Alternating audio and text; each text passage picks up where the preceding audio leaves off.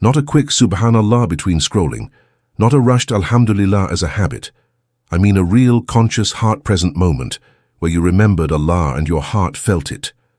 My brothers and sisters, the remembrance of Allah, what the scholars call dhikr, is not a bonus act of worship. It is not something for the very righteous only.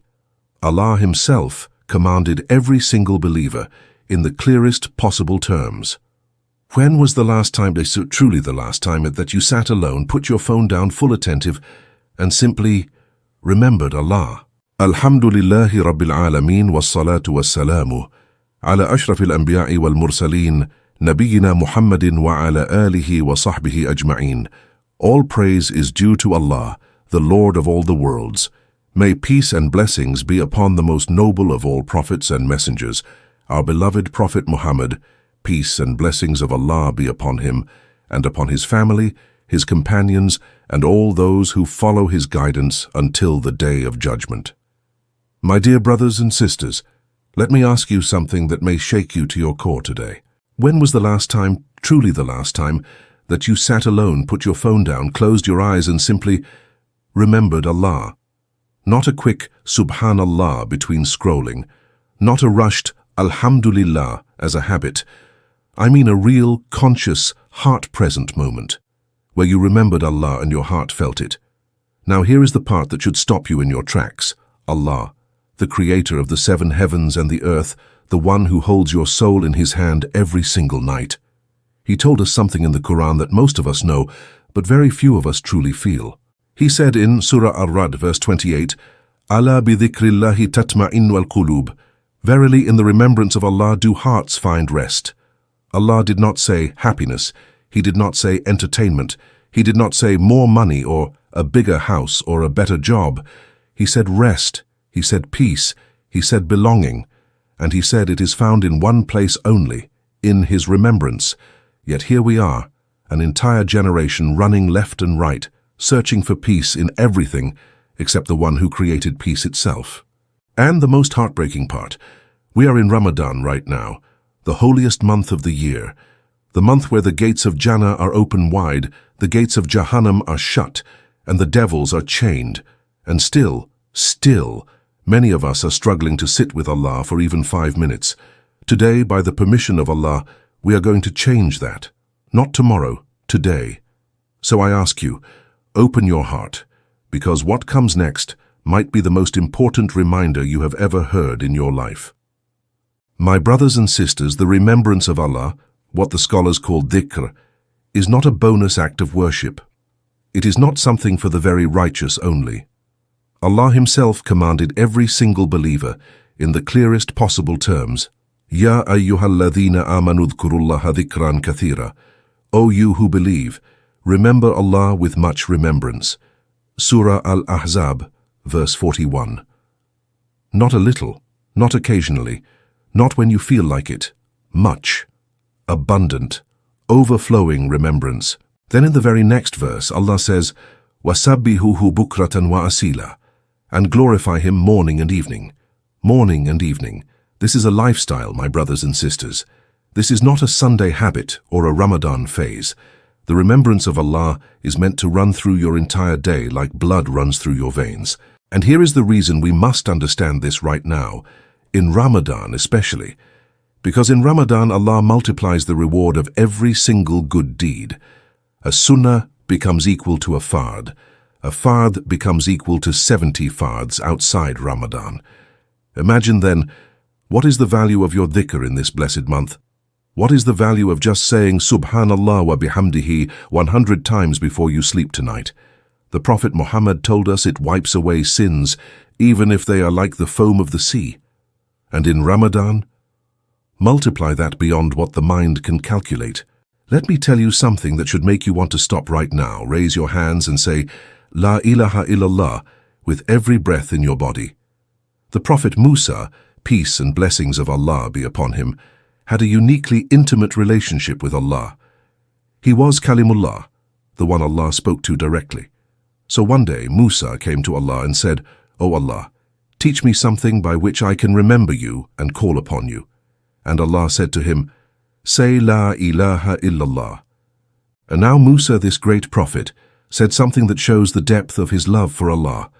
He said, "But Ya Allah, all of your servants say this." He was hoping for something special, something unique, something extra. And Allah's response? Allah said, "O Musa, if the 7 heavens and everything they contain, and the 7 earths, were all placed on one side of a scale, and La ilaha illallah was placed on the other side, La ilaha illallah would outweigh them all. Subhanallah, Subhanallah, Subhanallah." You carry those words in your heart. You carry that weight every single day, and yet, how many times today have you stopped to really say it, feel it, mean it? My brothers and sisters, La ilaha illallah is not just a declaration. It is a revolution. Every time you say it with a living, present heart, you are affirming that nothing deserves your worship, your fear, your love, your hope, your total surrender, except Allah. Not your bank account, not social media, not other people's opinions, only Allah. And yet we treat it as background noise. We say it while driving, half asleep, distracted. Musa, a prophet of Allah, treated it as the greatest treasure he could ever ask for. What does that say about how you and I are treating it? Here is something very important that the Prophet ﷺ told us, and when you understand it, so many things about your life will suddenly make sense. The Prophet Muhammad ﷺ said, "Verily the heart becomes rusty, just as iron rusts when exposed to water." When asked what could polish the heart again, he said, "The frequent remembrance of death and the recitation of the Quran." He also said, in an even more striking hadith, "The example of the one who remembers his Lord and the one who does not remember his Lord is like the example of the living and the dead." The living and the dead, not the successful and the unsuccessful, not the happy and the sad, the living and the dead. My brothers and sisters, is your heart alive today? Or has it become like a rusted piece of iron covered in layer upon layer of sins, distractions, music, gossip, haram entertainment, until the light of Iman can no longer penetrate it? You know that hollow feeling you get at 2 a.m. when everyone else is asleep? That emptiness that no Netflix show, no playlist, no scroll through social media can fill. That is your soul crying. That is your heart. The very heart that was created for Allah, screaming at you that it needs what it was made for. And what was it made for? Allah said it himself, "Ala bi dhikrillahi tatma'innu al-qulub." Your heart was made to find rest in the remembrance of Allah. It cannot find that rest anywhere else, not in this dunya, not in any creation. This is why the Sahaba, may Allah be pleased with them, were different. This is why the companions of the Prophet ﷺ were different. They walked around with alive hearts. And we walk around with hearts that are barely breathing. But here is the beautiful news. And this is the news that makes Islam the most merciful and hopeful religion on earth. The rusted heart can be polished. The dead heart can be revived. How? Through dhikr, through the Quran, through returning to Allah right now, today, in this blessed month of Ramadan, before the month ends and the opportunity passes. Let me be very honest with you today, and I need you to not be offended.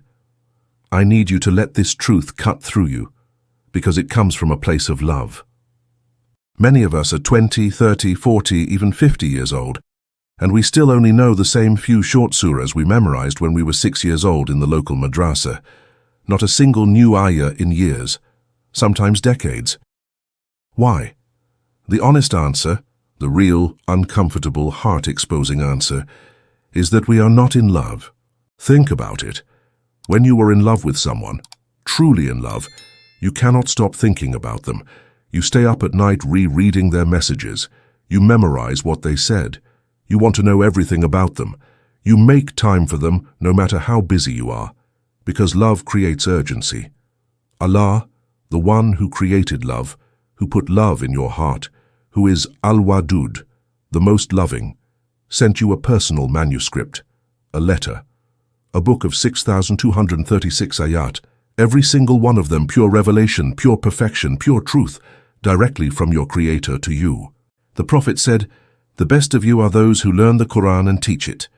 He also said, Whoever reads a letter from the book of Allah will receive a hasana, good deed for it, and the hasana is multiplied by 10. I do not say that alif lam mim is a letter, but alif is a letter, lam is a letter, and mim is a letter. One letter. 10 good deeds, and in Ramadan, the month in which the Quran was revealed, these rewards are multiplied beyond measure. So I am asking you right now, with all the love I have in my heart for you as my brother and sister in Islam, when will you fall in love with the Quran? When will you open it not just as a ritual, but as a conversation with Allah? When will you let its words enter your heart and shake you the way it shook the companions of the Prophet, until tears ran down their cheeks and their hearts trembled? My brothers and sisters, I want to speak directly to your heart right now. We are in Ramadan, this blessed, precious, irreplaceable month. Do you understand what that means? The Prophet said, when Ramadan enters, the gates of Jannah are opened, the gates of Jahannam are closed, and the devils are chained. The devils are chained. That voice inside you that says, I'll start tomorrow. That is not the shaitan this month. That is you. That is your nafs, your habit, your laziness. The shaitan is chained. There is no greater excuse left. The Prophet ﷺ also said, whoever fasts Ramadan with faith and seeking reward, all his previous sins will be forgiven. Whoever stands in prayer during Ramadan with faith and seeking reward, all his previous sins will be forgiven. Whoever stands on the night of decree with faith and seeking reward, all his previous sins will be forgiven. Every sin, forgiven. Every mistake, wiped clean. A chance to start again, as pure as the day you were born. But these rewards are for those who act. Ramadan is not a spectator sport. You don't get the rewards of Ramadan by simply existing in it. You earn them through dhikr, through Quran, through salah, through tears in the night, through genuine tawbah, repentance from the depths of your soul. And here is what breaks my heart every year. Ramadan comes and the masajid are full for the first week. Then slowly, by the second week, half the congregation is gone. By the third week, empty. And in the last 10 days, the most valuable 10 days in the entire Islamic calendar, where is everyone? Don't let that be you this year. Don't let Ramadan come and go like a wave that washed over you and left nothing behind. Let it change you. Let it mark you. Let it be the Ramadan you always say you want but never quite commit to. Now let me give you something practical, because talk without action is just noise. Here is what I am asking from you today. Not a massive commitment, not something overwhelming, something small, consistent, and sincere, because the Prophet ﷺ told us, the most beloved deeds to Allah are the most consistent ones, even if they are small. Step 1. Make a promise with Allah, not with yourself, with Allah. Choose one act of dhikr that you will not abandon. Maybe it is saying Subhanallah wa bihamdihi 100 times a day. Maybe it is reading half a page of Quran before Fajr. Maybe it is attending one weekly gathering of knowledge and dhikr. Choose something real, something achievable, and then make an oath with Allah that you will never miss it. Step 2. Add a penalty for yourself. This is the genius of making it real. Say, Ya Allah, if I miss my daily dhikr, I will double it the next day and give a set amount in sadaqah. The Prophet ﷺ told us about the nature of the shaitan. When he realizes that missing your dhikr will cost you money in charity and double effort the next day, he will drag you to your prayer mat himself to stop the damage. Step 3. Protect your heart from what ruins it. The rusted heart is not rusted by accident. It is rusted by haram music that we cannot get out of our heads, by hours of mindless scrolling, by conversations that are empty of Allah. Feed your heart what it needs. Guard your eyes and ears, and remember, every moment in Ramadan that you spend in dhikr is a moment of eternal investment. Step 4. Attend gatherings of dhikr consistently. There are hadith about this that are in Sahih Muslim. The angels are real. The forgiveness is real. Make a non-negotiable commitment, weekly at minimum, to sit in a gathering where Allah is remembered. And in Ramadan, make it daily. The Taraweeh prayer is a gathering of dhikr. The iftar circles where Quran is recited are gatherings of dhikr. Be there. Show up. Step 5. Remember the honor of being Muslim. There was a time, and the Sahaba lived in it, when being Muslim was the greatest source of pride a person could carry. Not an embarrassment, not something to hide, the greatest honor, the greatest mercy, the greatest gift Allah can bestow upon any human soul is Islam. Walk with your head high. Your name, Muhammad, Fatima, Aisha, Abdullah, is a name that the angels know. My dear brothers and sisters, I want to take this with you in addition. You did not end up here by accident. Whether you came here fully intentionally, or a friend shared this with you, whether your heart was ready or resistant, remember the Hadith. Even the one who just happened to be passing by was included in Allah's forgiveness. Allah wanted you here today, and He wants your heart. Not just your tongue saying the words, not just the motions of ritual. He wants you, your real, raw, struggling, trying, sometimes falling, always returning heart. وَإِذَا سَأَلَكَ ibadi anni فَإِنِّي قَرِيبٌ. And when my servants ask you about me, indeed I am near. Surah Al-Baqarah, verse 186. He is near. He is closer to you than your own jugular vein.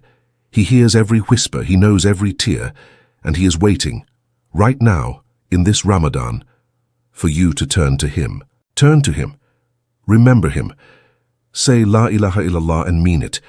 Open the Quran and let it speak to your heart. Fall in love with your Lord again. This is the success that no salary can buy, no relationship can give, and no achievement can replace. This is the rest that the soul has been searching for. And remember, in Ramadan, the dua of the fasting person is among the most powerful duas that a human being can make. The Prophet ﷺ said, 3 duas are not rejected: the dua of a parent for their child, the dua of the traveler, and the dua of the fasting person when they break their fast.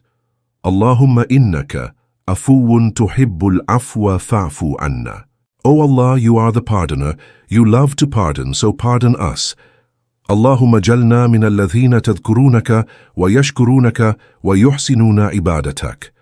O Allah, make us among those who remember you constantly, who are grateful to you, and who perfect their worship of you. And may Allah's peace and blessings be upon our Prophet Muhammad, his family, and all his companions. Amin. Ya Rabbal Alameen. Remember me and I will remember you. Says Allah in Surah Al-Baqarah, verse 152. Brothers and sisters, Jazakallahu khairan. May Allah bless you and your family.